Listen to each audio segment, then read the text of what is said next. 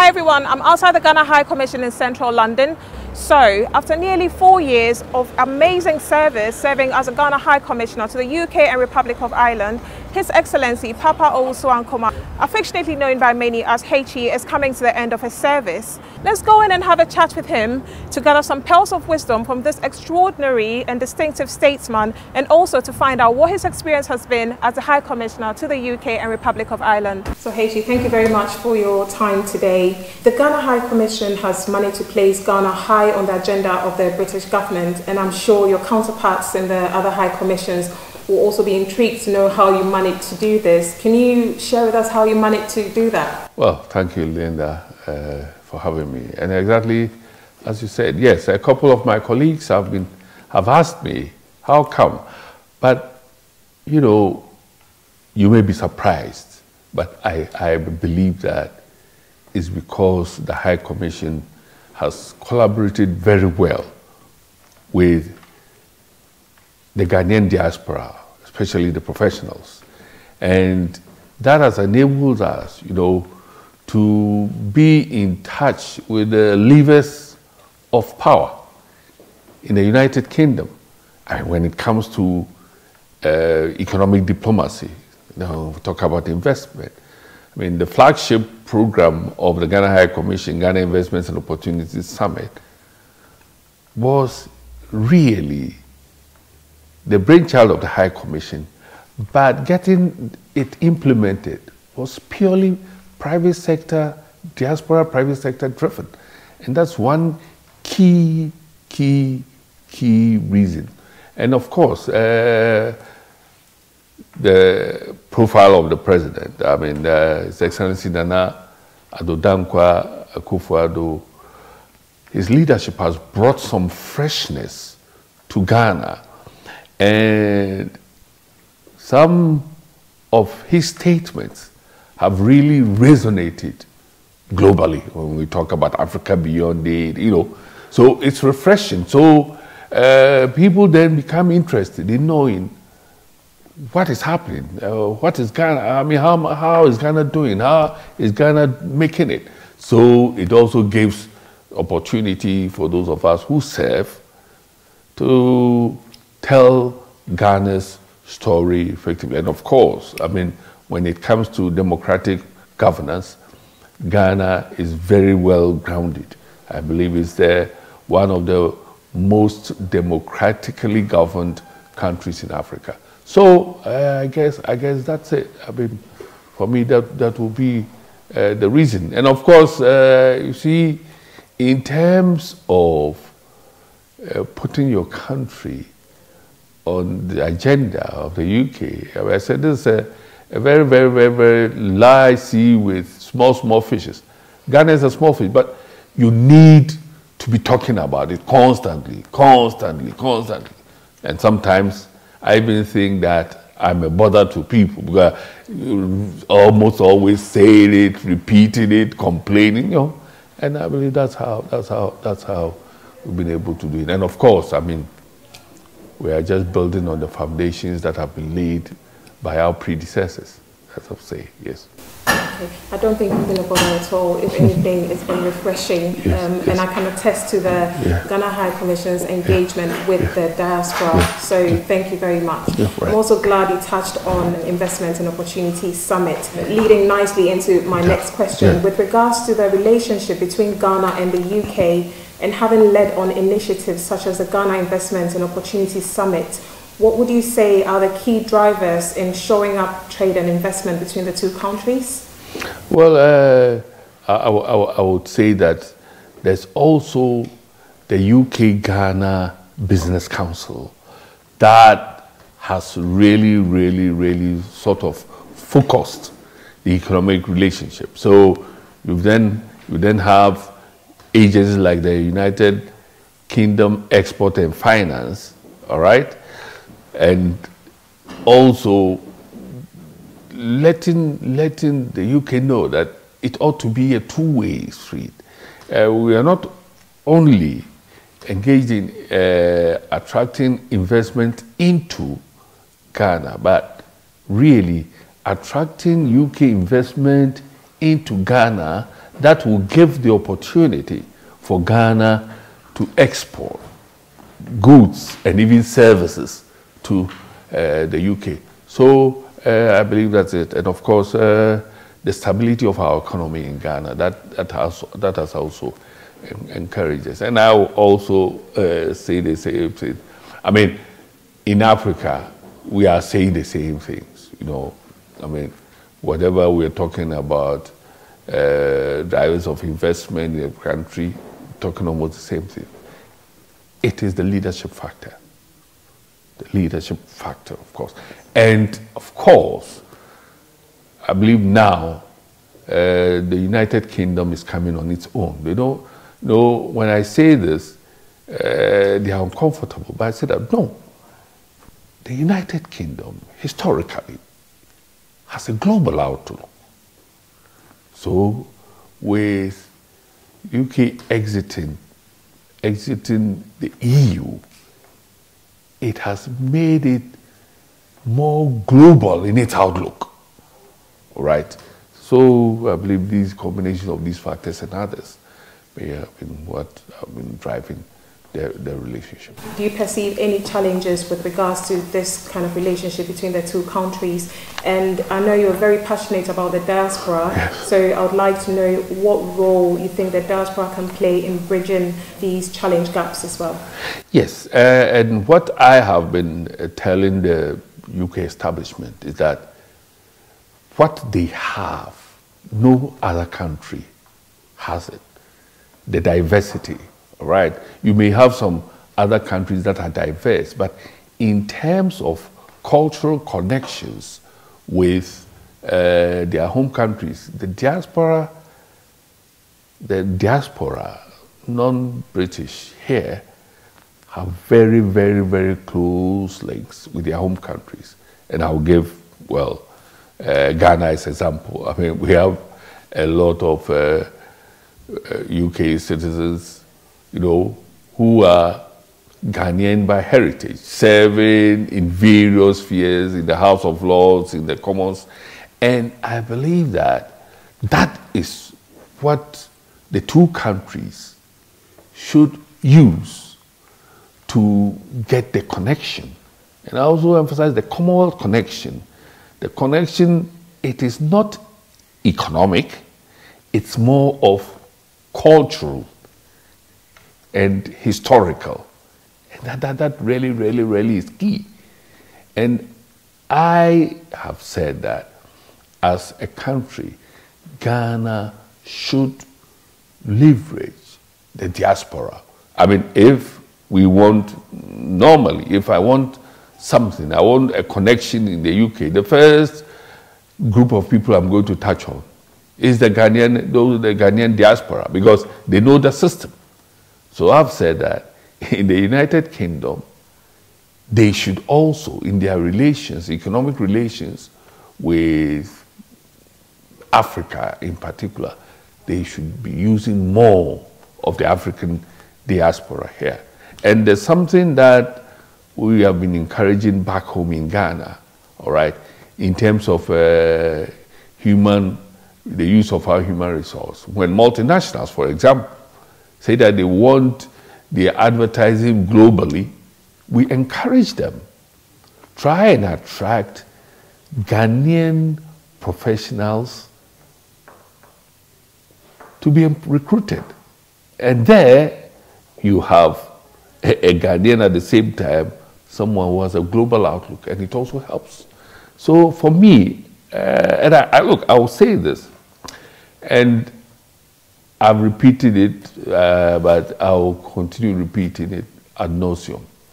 You see, the diaspora, the African diaspora generally, and the Ghanaian diaspora in the United Kingdom should see themselves as key agents and drivers of transformation in Ghana. And I say this, I mean, if you look at the independence struggle of Africa, many of those who led the struggle had a bit of exposure, either in the United Kingdom or North America. And they contributed immensely in the independence struggle. When you talk about Ghana, Kwame Nkrumah, the other big six, I mean, almost all of them were trained here. And now that we're talking about Africa beyond aid and Ghana beyond aid, that is where the diaspora should see themselves as playing a lead role. And please, the diaspora should not complain. They should not complain. I mean, I say that yes, we were colonized. But when it comes to education, it was these colonizers through their whatever, the priest or something, who introduced formal education. And they were dying in droves, particularly in West Africa, but they still came. Why is it that the diaspora here, that can be described as the greatest beneficiaries of some of these things, not see themselves as new transformational missionaries to Africa, which is their home? You know, so I'm very, very, very, very passionate about this. And as for the diaspora, for me, in getting an Africa beyond age, which is what it seems is the vision of Africa, the diaspora should be key. However, the diaspora should see themselves as playing a lead role and putting their countries first before themselves. That is the only way that the difference that I believe they can make in Africa will be made. Okay, that leads us very nicely into diaspora engagement. Yeah. I was just going to ask what your view is on our President's request for the diaspora to complement government's efforts in the socio-economic development of the motherland and supporting growth with value-added knowledge and expertise acquired while in the diaspora. And how do you see the diaspora feeding into the President's agenda of Ghana Beyond Aid? Yes, I know that we now have a diaspora engagement policy, which I believe may be finalized shortly, but we'll be working at it. You know that we have this biannual diaspora event in Ghana. That's one thing. And I believe that the diaspora itself too should get a foothold back home, all right? In terms, if you operate a knowledge-based enterprise, set up shop 2 in Ghana, and then you take advantage of your knowledge here and the knowledge that you have in Ghana to let your expertise affect the country and its people. And it's so important. And I will encourage them. I know that sometimes the diaspora feels frustrated when they get back home. But I'm just going to say that no, don't feel frustrated, don't feel discouraged. See yourselves as being on a mission and try to positively influence, you know, views and activities back home. I believe we give up easily and we get even consumed by the negative things back home. When we attempt to go home, we just join. No, let's not join. Let's not be, let us always try to make a difference. Hechi, after having served 4 amazing years as the High Commissioner here, we know that it's nearly time for you to say goodbye to us. Just out of interest, we'd like to know what the experience has been for you. Look, I will tell you this, Linda. When the President informed me that he wanted me to serve my country as High Commissioner, I mean, it took me a while. I thought about it. I was not really keen. But I must tell you that the experience I've had here has been extremely beneficial.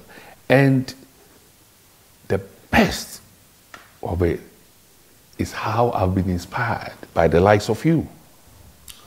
Yes, I mean, I come here and I see the caliber of human resource that British or Ghanaians heritage have. And I ask myself, why is it that our country is in the state in which it is? Why can't we use this human resource, encourage them, put in place programs, strategies that will enable them be more and more involved, right? Because our country will be the greatest. So I live here, you know, having been greatly inspired. I mean, well, I've been in Parliament, I've been in politics for about 25 years, and I thought, well, but no, I said, no. I look at the way you are striving to make it here, you know, despite all the challenges that you may have and the disadvantages, the way you are persevering, I said, no, that spirit should be imbued in us as Ghanaians, and I'm sure that we'll be going places. Yes, yes, oh yes. I'm going to miss the United Kingdom. Right? Yes. Having held various government positions spanning all the way from probably 1997, I believe, I'm sure everyone would be keen to know what's next for HE. Oh, of course, I'm going back home, and I'm going to contribute my bit to the victory of the NPP and the president, and hope that I'll be given another opportunity to serve, even though, well, I mean, at 62 years, there are a lot of young people. Oh, thank you. There are a lot of younger people who are snapping at our heels, telling us that, oh, you've done your bit, give others the opportunity to serve. But hey, I believe the young people would tap on their experience. Yes. To bring this interview to a conclusion, what are your parting words for the Ghanaian community here in the UK, the diplomatic community, various agencies, in fact, for everyone?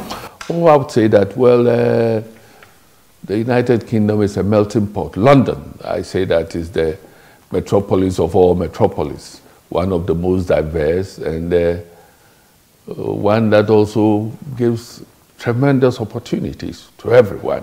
So let's continue working together as human beings. And to the Ghanaian diaspora, I say that don't give up. Always remember that you have a substantial advantage because you belong to two worlds, all right?